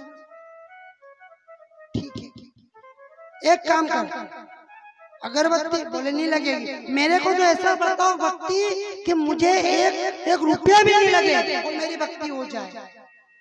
ब्राह्मण ने कहा कि ये तो संभव नहीं है, पर गुरु होता है, गुरु के पास तो सारा ज्ञान होता है। उसने उस सेठ से कहा एक काम कर, तू कुछ भी मत करना, सुबह स्नान करके क्या करता है? बोले मैं सुबह स्नान करके अपने सोफे पे बैठ करके चाय पीता हूँ, अखबार पढ़ता हूँ, बस। उस समय में तू बेटा अखबार पढ़े ना, तो ये सोचना क्या कि आज मैंने भगवान को स्नान करवाया, आज भगवान को कपड़े पहनाए, आज भगवान को माखन खिलाया, आज भगवान को दूध पिलाया। ऐसा रोज कर, पैसे लगेंगे, करना नहीं है, खाली सोच, बेटा सोचता रहना। अब वो सेठ घर गया, सुबह उठे, उठ करके बैठता है, स्नान करके चाय आती है, अखबार पढ़े और विचार करे कि मैं भगवान को नहला रहा हूँ, मैं भगवान को स्नान करवा के कपड़े पहना रहा हूँ, मैं दूध पिला रहा हूँ, मैं आरती कर रहा हूँ। ये केवल सोचता है वो, और सोचने में अपनों ने भी सोचा ही था, इन मात्र शक्तियों ने केवल सोचा था कि चिंता करे कई वेगा आपने खाली सोचो, समय आवे बाद वही जाएगा, वही क्यों बजाओ जोरदार, कहीं नहीं करो महाराज, खाली सोचो ना। ऐसे वो भी सोच रहा था कि मैं भगवान को स्नान करवा रहा, भगवान को भोग लगा रहा, ऐसे रोज सोचे। एक दिन वो बैठा था महाराज और बैठे बैठे विचार कर रहा कि आज मैं भगवान को स्नान करवाया, भगवान को कपड़े पहनाया, भगवान को मुकुट पहनाया, भगवान का श्रृंगार किया, भगवान को मैं आरती कर रहा, भगवान को माला पहना रहा, भगवान की पूजा कर रहा। आज मैं भगवान को माखन खिलाऊंगा और माखन के साथ में भगवान को दूध और दही भी पिलाऊंगा। वो जैसे दही का गिलास भगवान के सामने रखे और ऊपर से वो 2 चम्मच शक्कर डाले, शक्कर डाले तो दही के ऊपर शक्कर टिकी रहती है महाराज। उसने विचार किया कि मैंने आज भगवान को दही का भोग लगाया और भोग लगाते लगाते विचार कर रहा कि मैंने 2 चम्मच शक्कर ज्यादा डाल दी भगवान की। इतने में वो चम्मच से शक्कर निकालने लगा, केवल सोच रहा है कि शक्कर निकालने ही लग रहा कि मेरा गोविंद उसके सामने प्रकट हो जाता है और 2 चमचट रखता है महाराज। अरे मूर्ख, खाली सोचने पर शक्कर डाली थी, उसको तो रहने देता। तब उसने कहा महाराज अगर मेरी ये कंजूस भक्ति भी सार्थक हो गई तो मैं धन्य हो गया महाराज। ऐसा खाली सोचो तो ऐसा सोचो सोचो सोचो, साथ क्या जाएगा? अगर जाएगा तो केवल प्रभु भक्ति का नाम जाएगा। सोचो तो ऐसा सोचो, कंजूसी करो तो ऐसा करो, नहीं तो इंसान है महाराज। मानव का जीवन है ना, एक जगह पढ़ा था मैंने कि ब्रह्मा जी ने सृष्टि की रचना करी थी और सृष्टि की रचना में मानव को बनाया। किसको बनाया? मानव को। उसके बाद गधे को बनाया, उसके बाद में कुत्ते को बनाया और उसके बाद उल्लू को बनाया। ठीक है, और इन सब की आयु 40-40 साल दे दी जाओ। अब मानव कह रहा है कि अपना 40 साल कम पड़े, इधर वो गधा कुत्ता उल्लू कह रहा है कि अपने 40 साल ज्यादा वही है, इतना साल जीवन का करांगा अपने। तो गधा ब्रह्मा जी के पास जाके के कि महाराज मेरी आयु आधी कर दो ना। कि बोले क्यों? कि पूरी उम्र क्या 40 साल तक बोझा ढूंढूंगा मैं। ब्रह्मा जी ने कहा ठीक है, तुम्हारी 20 साल की आयु कोई लेता हो तो उसको दे दे। गधा मानव के पास गया, मेरी आयु 40 साल है, 20 साल लेगा? मानव ने कहा हो ले ली। अब मनुष्य की आयु कितनी हो गई? 40 से 60। गधे की कितनी हो गई? 20। गधा कुत्ते के पास गया, मैं तो अपनी आयु कम करवाया। कुत्ता ने कहा अपने को क्या करना चाहिए करो, वो भी ब्रह्मा जी के पास गया। अब ब्रह्मा जी ने कहा तेरी आयु कोई लेता हो तो देख ले। कुत्ते ने कहा कि क्या मानव तू मेरी आयु ले सकता है? उसने सोचा कि ठीक है, अपन 40 साल से 60 साल जी रहे, 20 साल इससे ले ले 80 हो जाएगी। तो 20 कुत्ते के ले ली मनुष्य ने, कितने हो गई? 80। ये दोनों फिर उल्लू के पास गए। उल्लू ने कहा कि मैं भी मेरी आयु कम करूं, कहाँ इधर केवल देखता रहूं। ब्रह्मा जी के पास गए, ब्रह्मा जी ने कहा तुम्हारी आयु कोई लेता हो उसको दे दो। मानव खड़ा था, उसने कहा कि मेरे को दे दो। 20 साल उसको, उल्लू की आयु भी मनुष्य के दी। अब ये तीनों तो 20-20 साल जी रहे। मानव 100 साल जी रहा कि अपना तो 100 साल जी रहा, बड़े प्रसन्न है। और देखो आप 40 साल तक की जो आयु है वो मानव की है, उसमें ही कर्म धर्म नेम नियम सब लिखा है। 40 साल के बाद में गधे जैसा बोझा ढोलना पड़ेगा, पुत्र का, पत्नी का, माँ का, भाई का, बहन का, परिवार का, रिश्तेदार का, सबके जग राखता राखता 20 साल हो जाए, यानी कि 60 साल तक हो जाए। 20 साल वो गधा का।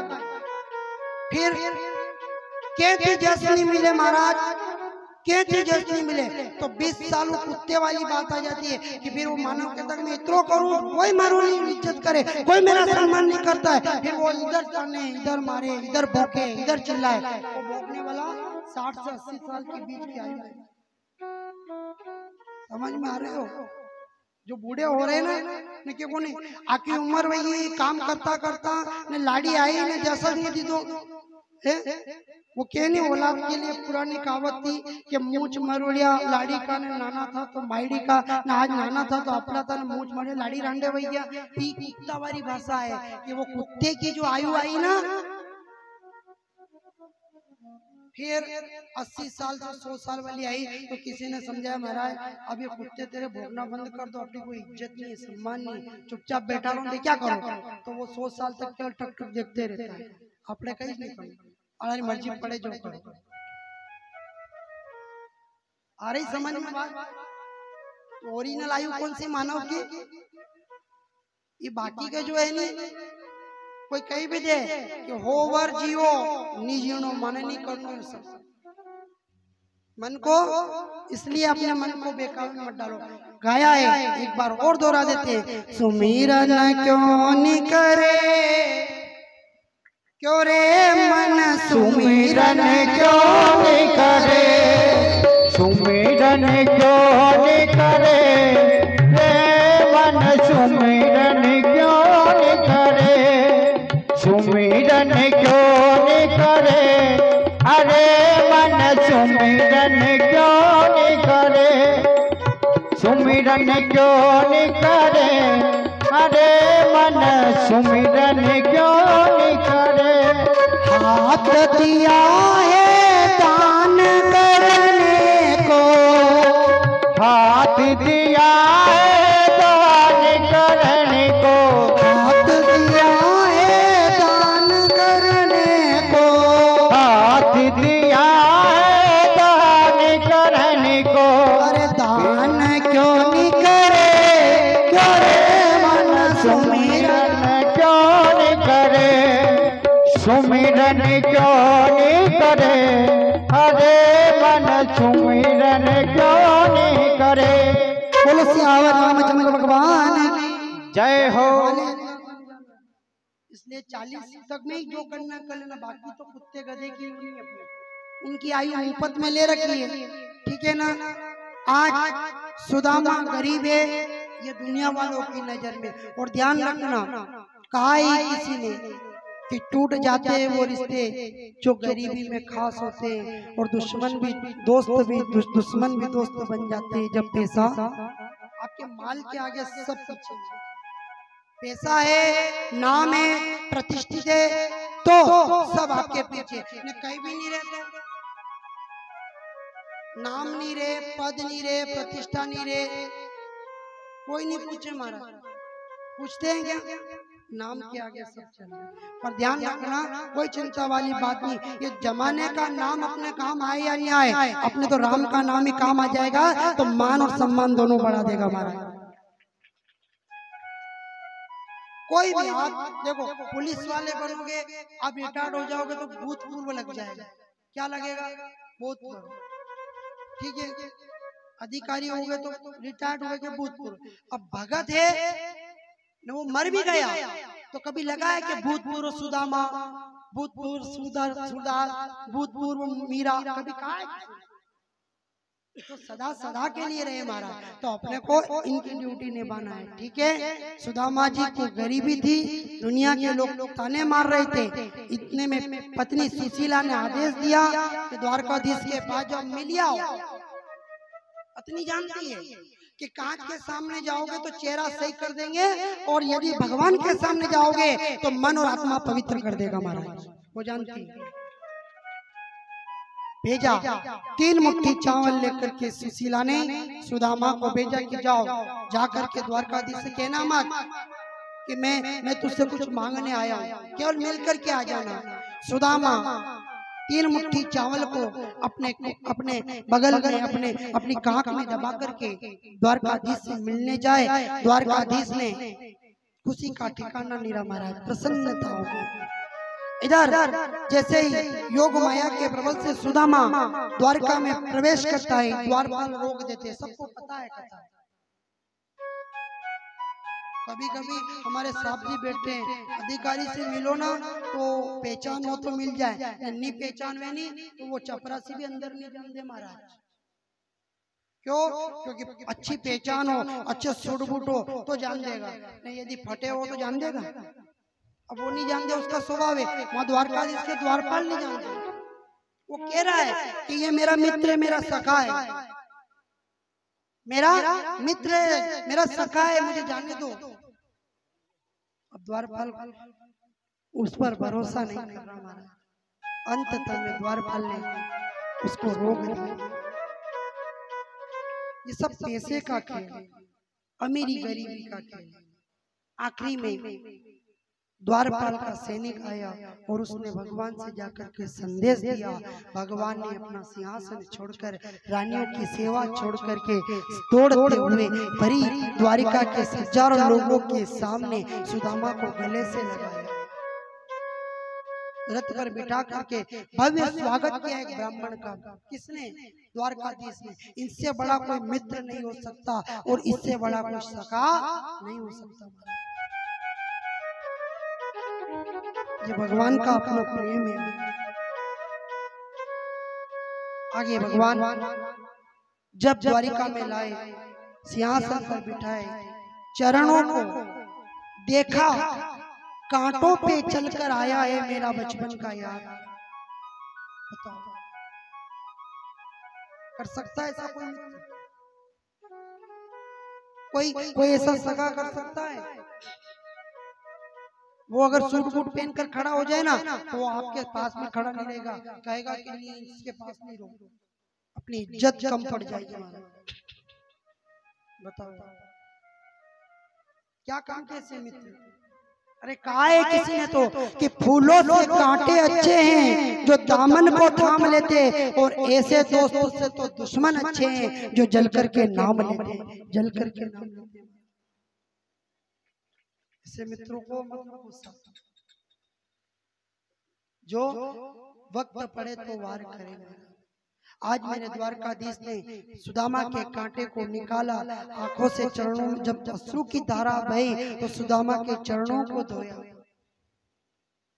दुनिया वाले देख रहे थे, रुक्मणी देख रही, सत्यभामा देख रही, मित्रवंदिता, लक्ष्मण, सारी रानियां देख रही और कह रही प्रभु ये क्या कर रहे हो? जिन चरणों से निकली गंगा प्यारी और दुनिया उसने तारी, आपके चरणों से गंगा निकली है महाराज और आप इसके चरणों को पकड़ रहे हो।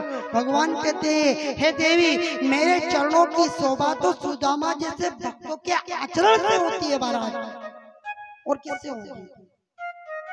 जहाँ इनके आचरण है, जहाँ इनकी पवित्रता है, जहाँ इनकी शुद्धता है, इनकी ही कृपा से हम भगवान को पूजे जाते हैं। अगर ऐसे भक्त नहीं हो तो भगवान को कौन पूजेगा महाराज? और रहा सवाल चरणों से, अरे मेरी चरण से तो केवल गंगा निकली है, सुदामा के चरणों से तो पूरी त्रिवेणी बह रही है। आज भक्त ने, भगवान ने भक्त का मान बढ़ाया और इस तरह से भगवान ने सारी रानियों को सुदामा का आशीर्वाद लेने के लिए कहा। सुदामा ने सारी रानियों को आशीर्वाद दिया और बैठे कुछ दिन रहे। एक दिन भगवान ने सुदामा से कहा, अरे अरे सुदामा, ये बताओ तू ब्राह्मण है, तुझे इस बात का ज्ञान होगा कि मित्र के पास, सखा के पास अगर जाओ तो कुछ लेकर के जाओ, तो यहाँ तू कुछ लेकर के आया कि नहीं आया ये बताओ। कुछ लेकर के, भाभी ने कुछ दिया हो और वो कहे मैं गरीब हूँ क्या लेकर के आऊं, तो बताओ।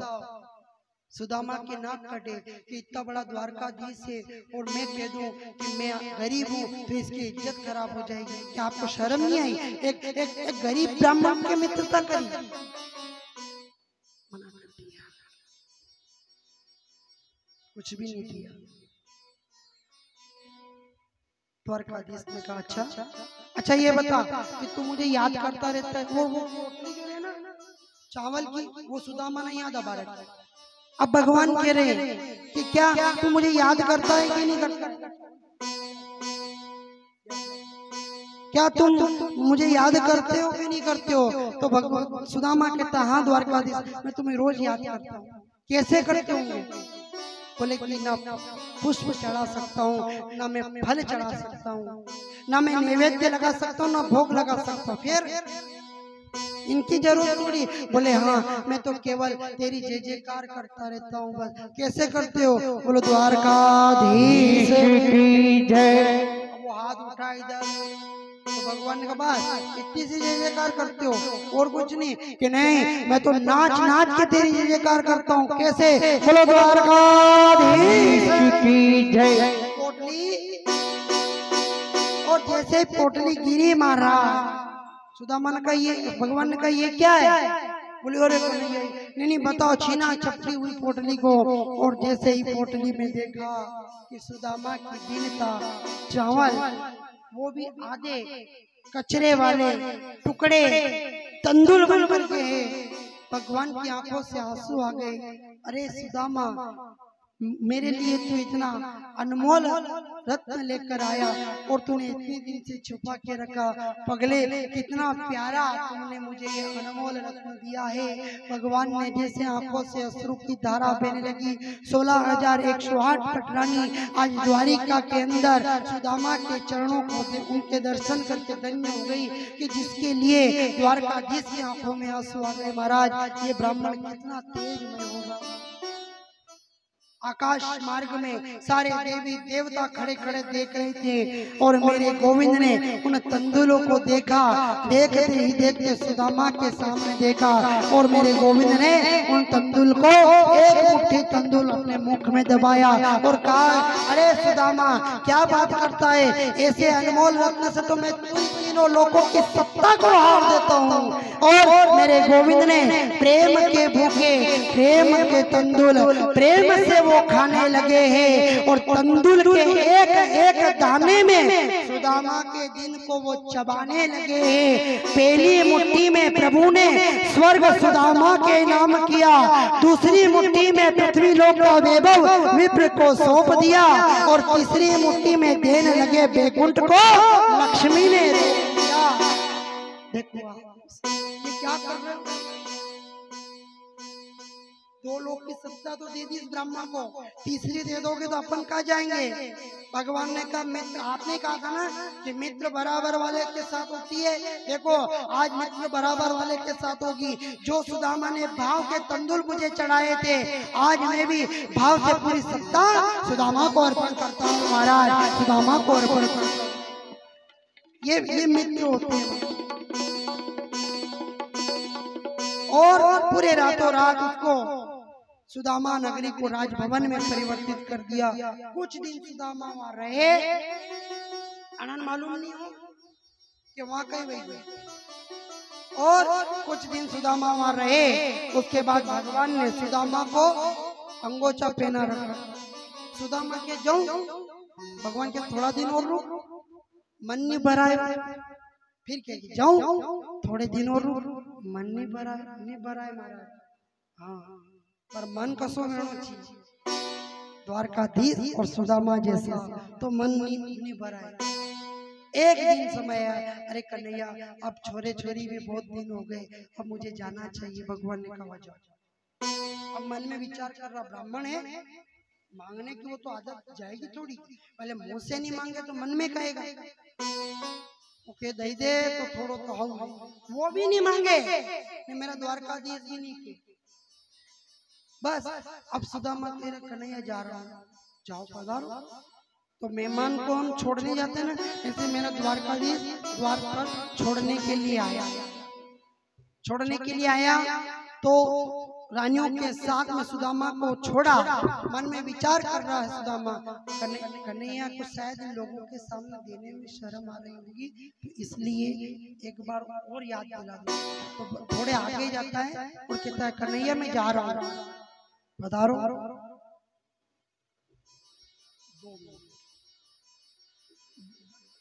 भगवान कह रहे पधारो।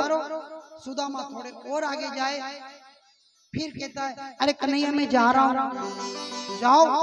विचार कर रहा है, इसको याद क्यों नहीं आ रही है कि ये मेरे को कुछ दे दे, ब्राह्मण है तो कुछ तो दे। थोड़े दूर और गए, एक बार और टेक तो कर ले, ट्राई। फिर कहा, अरे कन्हैया मैं जा रहा हूँ। भगवान ने कहा जाओ। जब द्वारिका से थोड़ा सा दूर गया और विचार किया एक बार और याचना कर ले, अगर यहाँ की मिल जाए तो ठीक है, नहीं दुनिया में कोई नहीं देगा। तो उसने कहा कि शायद इसको याद आ जाए। फिर कहा, अरे कन्हैया मैं जा रहा हूँ। भगवान ने कहा, अरे सुदामा रुको जरा, इधर आओ। वो आया दौड़ता, अब तो देगा, याद आया। जैसे गया, हाँ कन्हैया। अरे सुदामा कहना तो नहीं चाहिए, पर ये जो पीताम्बर तुमने धारण किया है ना, यदि मेरी मैया यशोदा ने दिया था, ये मुझे दे जा। सुदामा को इतना क्रोध आया कि बड़े बाप की औलाद खाली दिखाने की होती है महाराज, ये ले तेरा अंगोछा पकड़, प्रेस करके दूं क्या? धोखे ने प्रेस करके नहीं वो सब कर लाऊंगा, आप तो पधारो। और इधर मेरा गोविंद की कृपा होती है कि सुदामा जब अपनी नगरी में आता है तो क्या देखता है महाराज, राजभवन बने पड़े हैं, टूटी झोपड़ियों की जगह राजभवन, और गायों की जगह हाथियों का झुंड खड़ा है, दासियों सेवा में तृप्त खड़ी है। देखो आप, आज सुदामा ने भगवान के लिए इतना सोचा, आज वो क्षमा मांगने लगा, हे गोविंद मुझे क्षमा कर देना, मेरे बड़ा अपराध हो गया, मैंने तुझे गलत। ये भक्ति है हमारी मित्रता, एक दूसरे को सामने वाले की प्रतिक्रिया को देखने के बाद ही उसको क्या समझ जाए, उसको मित्रता कहते हैं। फरमाइश आई है कि गुरुजी भजन गाए दो तो गाए दो, इसे गावा इच्छा तुम्हारी भाई, समय कम है पर क्या करो, गा दो। बता मेरे यार सुदामा रे भाई घना दिना में आ, बता मेरे यार सुदामा रे भाई घना दिना में, बालक जब आया जा करता रोज खेल के जाया कर, बालक था जब आया करता रोज खेल के जाया, विकरार सुदामा रे भाई घना दिना में, विकरार सुदामा रे भाई घना दिना में आयो।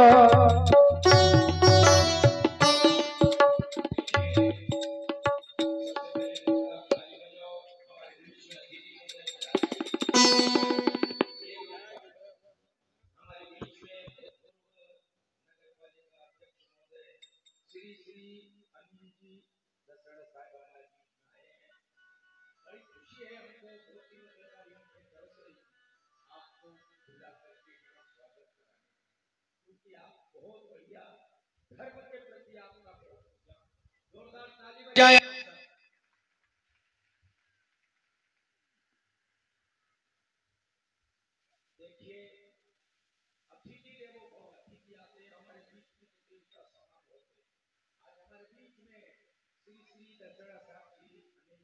द्वारकाधीश की जय हो, कृष्ण भगवान की जय हो। बोलो सुदामा चरित्र मित्रता, अगर दुनिया के रिश्ते काम ना आए तो भगवान से अपना संबंध बना लेना।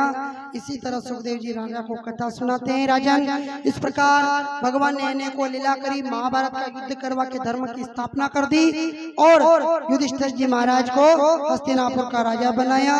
और इस तरह से एक दिन भगवान ने देखा अपने द्वार के अंदर सारे पुत्रों को बुलाया, समझाया, ब्राह्मण साधु संत महात्माओं का अपमान नहीं करना, उनका सम्मान करना, उनसे प्रेम से रहना। इस तरह से भगवान ने सब लीला करी। और एक दिन क्या होता है महाराज, प्रयाग के अंदर वृंदावन के माता यशोदा, नंद बाबा, गोप वाले सभी भगवान से मिलते हैं। भगवान उन सबको अपनी द्वारिका में ले आते हैं और इधर मेरा गोविंद आनंद से बैठता है। एक दिन कुछ बालक कुएं में एक गिरगिट पड़ा था, उस गिरगिट को देख करके भगवान ने समझा, भगवान को बुलाया। भगवान ने देखा ये गिरगिट कोई और नहीं है, ये गिरगिट का मतलब जानते हो ना, बोलो। गिरगिट का अर्थ जो रंग बदलने वाला कंगेटिया अपनी भाषा में। आज भगवान ने उसका भी उद्धार किया। पूर्व जन्म में राजा नरक था, एक ही गाय को 2 बार दान करने से उसको महात्मा का श्राप लगा, जिसके कारण वो गिरगिट बना। भगवान ने उसका उद्धार किया। कुछ बालक भगवान के शाम्ब नाम के बालक के कड़ाई बांधकर उसको लड़की बना करके भगवान द्वारकाधीश की लीला को अग्रसर करते हुए महात्माओं के पास ले गए। महात्माओं से पूछा, बताओ इसके बालक होगा कि बालिका होगी। महात्माओं ने श्राप दे दिया, यादवों का विनाश करने वाला इसके गर्भ से एक मूषक उत्पन्न होगा। ऐसे कैसे सब सांबर को लेकर भगवान के पास आए। भगवान द्वारकाधीश ने उनको समझाया था पर समझ में नहीं आई। अंततः में सांब के पेट से वो बंधी हुई कड़ाई उसको तोड़ करके समुद्र में फेंक दी और इधर टूटे हुए सिरे से समुद्र के किनारे जरा नाम की घास उत्पन्न हुई और वो बचा हुआ टुकड़ा मछली ने निकला। एक मछुआरे ने मछली को पकड़ा, मछली को पकड़ के काटा, वो टुकड़ा निकला। वो टुकड़ा एक लोहार को दिया और उस लोहार ने एक तीर बनाया। वो तीर एक शिकारी को दिया और उस शिकारी ने वो तीर अपने तुणीर में रख दिया। महाराज इधर सुखदेव जी कहते हैं, राजा इस प्रकार भगवान की लीला को अग्रसर करते हुए चलते हैं कि एक दिन क्या होता है कि भगवान अनेकों लीलाएं करते हुए एक दिन जब भगवान के कुछ बालक उस जरा नाम की घास को छू लेते हैं तो वो बालक आपस में लड़ने लग जाते हैं। इधर नारद जी को बुलाकर भगवान वासुदेव और देवकी को उपदेश देकर के उनको वैकुंठ धाम में अपना स्थान देते और यशोदा नंद बाबा को भगवान गोलोक में अपना निवास स्थान देते हैं। महाराज इधर राजा परीक्षित को कथा का श्रवण करवाते हुए कहते हैं, राजन इस प्रकार गोविंद की कृपा से आगे भगवान देखते हैं कि कुछ यादव लड़ रहे तो बलराम जी उनको समझाने जाते हैं। बलराम जी से भगवान कहते हैं कि हे दाऊ भैया, अब इस धरती से हमारा समय जाने का हो गया है, इसलिए अब इनको लड़ने दो। जितना लड़ेगा मरेगा इतना असुर कम पड़ेगा, नहीं तो आने वाले युग में भी ये फिर असुर बन जाएंगे और हमें पुनः इस धरती पर आना पड़ेगा। इसलिए भगवान ने उसी समय बलराम जी को रोका और बलराम जी ने समुद्र के किनारे जाकर के अपनी ओमकार की ध्वनि से शरीर को अंतर ध्यान किया। शरीर को अंतर ध्यान करके क्षीर सागर में गए जहां बलराम जी शेषनाग के रूप में अवतरित हो जाते हैं। महाराज वो शेषनाग भगवान की जय हो। इधर मेरा गोविंद दारुक नाम के सारथी को बुलाता है, कहता है अर्जुन को समझा देना कि अब मैं इस धरती से जा रहा हूँ, इसलिए सारी गोपियों को लेकर के हस्तिनापुर में चला जाए। भगवान की आज्ञा पालन करते हुए दारुक भगवान की सेवा में रुक गया और इधर मेरा गोविंद कल्प वृक्ष के नीचे बैठकर पद्मासन लगा करके जैसे ही बैठा था कि वही शिकारी जिसने वो तीर लोहार से खरीदा, उस शिकारी ने वही वाला तीर लेकर के तुड़ीन में बाण चढ़ा करके और जैसे तीर भगवान के चरणों पे मारा, भगवान के चरण से रक्त की धारा बहने लगी और जैसे रक्त की धारा बहती है वो शिकारी भगवान की शरण में आकर के क्षमा मांग लेता है कि प्रभु मुझे क्षमा कर दो, मुझ पर बड़ी अपराध हो गया। मैं समझा था कि ये एक तोता बैठा हुआ है, लेकिन आपके चरण चिन्ह पे शंख चक्र और गदा पद्म का चिन्ह था, मैं इस चीज को समझ नहीं पाया। भगवान ने उसको क्षमा कर दिया। जाओ, पूर्व जन्म में मैंने छुप कर तुझे बाण मारा था और तेरा अंत किया था, वही पूर्व जन्म का शिकारी जो बाली था वो इस जन्म में बहेली बन करके आया और भगवान को छुप करके तीर लगाया। महाराज इस तरह से भगवान ने उसको क्षमा कर दिया। बाबा महाकाल से कहा मेरे गोविंद ने, हे बाबा भोलेनाथ, मेरा इस धरती पर जाने के बाद में ये पूरी द्वारिका आप पूरी सोने की द्वारिका आप समुद्र में विलीन कर देना। मेरे गोविंद ने जैसे ही भोलेनाथ से ये बात कही तब बाबा भोलेनाथ ने भी प्रभु की आज्ञा मानकर उसको सिरोधार्य किया। और इधर राजा परीक्षित को सुखदेव जी कथा सुनाते हैं। गोलोक धाम से गरुड़ जी महाराज वैकुंठ की यात्रा करते हुए महाराज स्वर्गलोक, ब्रह्मलोक, कैलाश लोक, तलातल लोक, भूलोक अंतरलोक, सूर्यलोक और चंद्रलोक होते हुए पृथ्वी पर उस द्वारिका के वन के अंदर कल प्रवक्ष के सामने, मेरे गोविंद के सामने गरुड़ जी महाराज प्रकट हो जाते हैं। उसी समय मेरा गोविंद अपना दिव्य चतुर्भुज रूप धारण करके गरुड़ पर वाहन होकर के जब पृथ्वी की परिक्रमा करते हुए रसातल, तलातल, महातल, पाताल लोक होते हुए मेरा गोविंद पुनः चंद्रलोक, सूर्यलोक, देवलोक, वैकुंठलोक और वो लोक में जाकर के स्थापित हो जाते हैं। जब सप्तऋषियों ने भगवान से पूछा कि हे प्रभु, आप अगर इस धरती से चले जाओगे तो इस धरती का उद्धार कैसे होगा? मानव अपनी दिशा को भटक जाएगा तो मानव अपनी दिशा में कैसे आएगा? हे प्रभु आप बताओ। तब मेरे गोविंद ने कहा चिंता मत करो, जैसे मेरे दिव्य चमत्कार रूपों को मैंने धरती पर अलग अलग रूपों में अवतरित किया, कभी नरसिंह बनकर हिरण्यकश्यप को मारा है, कभी परशुराम बनकर अहंकारी क्षत्रियों का विनाश किया है, कभी मैंने बाली के यहाँ पर जाकर वामन रूप में उसका अहंकार नाश किया है, और कभी कृष्ण बन के महाभारत का युद्ध पांडवों के पक्ष में करके धर्म की विजय दिलाई। इसी तरह से मैं भागवत के पन्नों में एक एक श्लोकों में एक एक वाणी में विद्यमान रहूंगा, और इन्हीं श्लोक और इन्हीं वाणी के द्वारा जो भागवत से भगवत चिंतन करेगा मैं उस मानव को मेरे गोलोक में अपना स्थान दूंगा, और उसके हर घर में सुख, समृद्धि, वैभवता, सारे कष्टों का निवारण करते हुए उनके घर में आनंद की लहर करूंगा, और आनंद की महर हर घर घर घर में करूंगा। महाराज जब भगवान ने ये वरदान दिया उसी समय सुखदेव जी कहते राजा परीक्षित, भगवान का वरदान आज साक्ष्य हुआ है। मैंने भी 7 दिवस की कथा में तुम्हें ये श्रवण करवाया है। अब तेरा समय आ गया है, अब भगवान के चित्त में अपना मन लगा ले। राजा परीक्षित ने भगवान के चित्त में अपना मन लगाया। उसी तरह उसी प्रकार जैसे एक सन्यासी सब कुछ छोड़ करके केवल भगवत भक्ति में अपना मन लगाता है, राजा ने गुरु के सामने बैठ करके और अपना मन गोविंद में लगाया।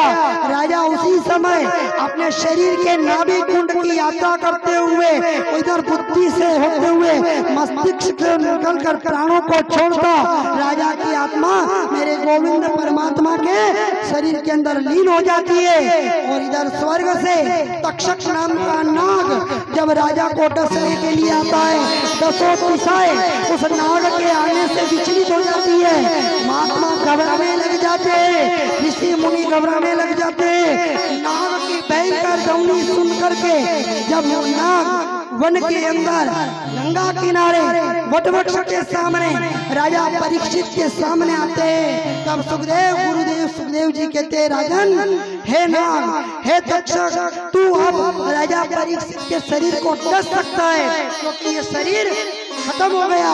राजा ने तो तेरे आने से पहले ही अपने प्राणों को मेरे गोविंद के चरणों में विलीन कर दिया है। इतना ही कहते महाराज राजा परीक्षित के शरीर को तक्षक नाम के नाग ने डस लिया और उनका शरीर फूट गया।